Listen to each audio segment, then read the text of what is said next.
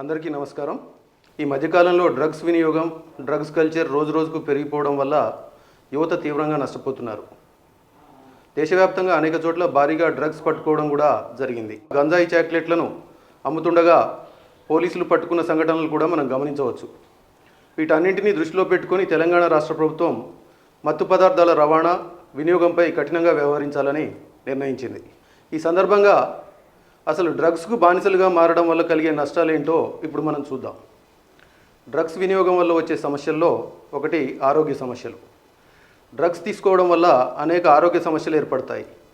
శరీరంలోని అవయవాలు తీవ్రంగా చెడిపోవడం, డ్రగ్స్ తీసుకోవడానికి సూదులు, ఇంజెక్షన్లు వాడడంలో తగిన జాగ్రత్తలు తీసుకోకపోవడం వల్ల, మరియు డ్రగ్స్ మత్తులో అరక్షిత మార్గాల్లో సెక్స్లో పాల్గొనడం వంటి వాటి వల్ల హెచ్ఐవి, ఎయిడ్స్ వంటి అంటువ్యాధులు ప్రబలే అవకాశం ఉంటుంది. గుండెపోటు, రక్తపోటు, శ్వాసకోశ సంబంధ వ్యాధులు, బ్రెయిన్ స్ట్రోక్, మానసిక అస్వస్థత లాంటి జబ్బులు వచ్చే అవకాశాలు చాలా ఎక్కువ. డ్రగ్స్ తీసుకునే డోసు ఎక్కువైతే ప్రాణాలు కూడా పోవచ్చు. 2 సంబంధ బాంధవ్యాలు మరియు సామాజిక సమస్యలు. డ్రగ్స్ తీసుకోవడం వల్ల అటు వ్యక్తి యొక్క తల్లిదండ్రులు, కుటుంబ సభ్యులు తీవ్రమైన సమస్యలు ఎదుర్కోవాల్సి వస్తుంది. డ్రగ్స్ తీసుకున్న వ్యక్తి యొక్క వ్యవహార శైలిలో తీవ్రమైన మార్పులు వస్తాయి. కుటుంబ సభ్యులు, స్నేహితులు, కొలీగ్స్ ఎవరిని గౌరవించకపోవడం, వారి పట్ల దురుసుగా ప్రవర్తించడం, వారిపై దాడి చేయడం మరియు వారందరి విశ్వాసాన్ని, నమ్మకాన్ని కోల్పోవడం జరుగుతుంది. ఇంకా చట్టవిరుద్ధంగా డ్రగ్స్ సంపాదించడానికి నేరాలకు పాల్పడే అవకాశం ఉంటుంది. ఇలాంటి చర్యల వల్ల అటు వ్యక్తులు సమాజం నుండి వెలివేయబడి ఒంటరివాడిగా, ఎవరి సహాయం సహకారం లభించక మరింత డిప్రెషన్కు గురయ్యే అవకాశాలు ఉంటాయి. జీవితాంతం అటు చెడ్డ పేరును మోయాల్సి వస్తుంది. 3వది ఆర్థికపరమైన చిక్కులు. మత్తు పదార్థాలను పొందడానికి పెద్ద ఎత్తున డబ్బు ఖర్చు పెట్టాల్సి ఉంటుంది. అందువల్ల అట్టి వ్యక్తులు మరియు వారి కుటుంబ సభ్యుల ఆర్థిక పరిస్థితి దయనీయంగా మారుతుంది. అప్పులు చేయడం, దొంగతనాలు చేయడానికి అలవాటు పడడం, దౌర్జన్యం చేయడం, లేదంటే డ్రగ్స్ కోసం తనే మరో డ్రగ్ పెడ్లర్గా మారడం లాంటివి సంభవించవచ్చు. 4వది చట్టపరమైన సమస్యలు.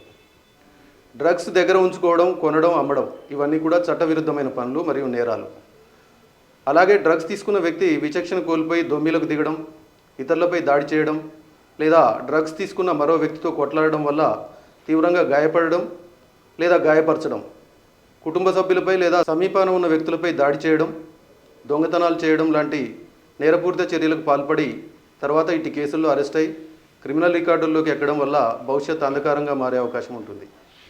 5వది ఉద్యోగపరమైన, విద్యాపరమైన నష్టాలు. డ్రగ్ అడిక్షన్కు గురైన వ్యక్తి ఉద్యోగం పొందడం లేదా పొందిన ఉద్యోగాన్ని నిలుపుకోవడం దాదాపు అసాధ్యం. అలాగే విద్యార్థులు డ్రగ్ అడిక్షన్కు గురైతే వారి భవిష్యత్తు అంధకారం అయ్యే అవకాశాలు ఉంటాయి. విద్యాపరంగా తీవ్రంగా నష్టపోవడం వల్ల జీవితాంతం నిరుద్యోగిగా ఎలాంటి అవకాశాలు లేక నష్టపోతారు. 6వది మానసికపరమైన సమస్యలు.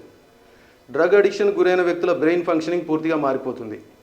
వారి మానసిక స్థితిలో, ప్రవర్తనలో తీవ్రమైన మార్పులు చోటు చేసుకుంటాయి. తెలివితేటలు పూర్తిగా మందగించి మానసికపరమైన ఆరోగ్య సమస్యలు తీవ్రమయ్యే అవకాశాలు ఉంటాయి. తీవ్రమైన మానసిక ఆందోళన, నిరాశ, నిస్పృహలకు గురై మతస్థిమితం కోల్పోవడం జరుగుతుంది. అందువల్ల దీర్ఘకాలిక మానసిక వ్యాధిగ్రస్తులుగా మారే అవకాశాలు అధికంగా ఉంటాయి. అధిక మోతాదులో డ్రగ్స్ తీసుకోవడం వల్ల మరియు రకరకాల డ్రగ్స్ను కలిపి తీసుకోవడం వల్ల మరణం కూడా సంభవించే అవకాశం ఉంటుంది. డ్రగ్స్ తీసుకోవడం వల్ల సొసైటీలో అట్టి వ్యక్తుల జీవితానికి తీవ్రమైన కళంకం ఏర్పడి వారిని సమాజంలో వెలివేయబడిన వ్యక్తులుగా చూడడం వల్ల తీవ్రమైన వివక్షకు గురయ్యే అవకాశాలు ఉంటాయి. ఎవరు ఎలాంటి సహాయం చేయడానికి ముందుకు రాకపోవడం, అలాంటి వారితో అసలు మాట్లాడడానికి ఇష్టపడకపోవడం వల్ల వారు మరింత ఒంటరివారై తమ జీవితాలు దుర్భరంగా మారి అట్టి ఊబిలోనే కూరుకుపోయే అవకాశం ఉంటుంది. అందువల్ల అందరూ ఈ డ్రగ్స్ మహమ్మారికి దూరంగా ఉండడం ఒంటికి, ఇంటికి, సమాజానికి, దేశానికి మంచిది. ఇప్పటికే డ్రగ్ అడిక్షన్కు గురైన వారు సరైన వైద్య చికిత్స తీసుకోవడం, కౌన్సిలింగ్ తీసుకోవడం లేదా రీహాబిలిటేషన్ సెంటర్లో జాయిన్ అయి క్రమంగా డ్రగ్ అడిక్షన్ నుంచి విముక్తి పొందవచ్చు. Thank you.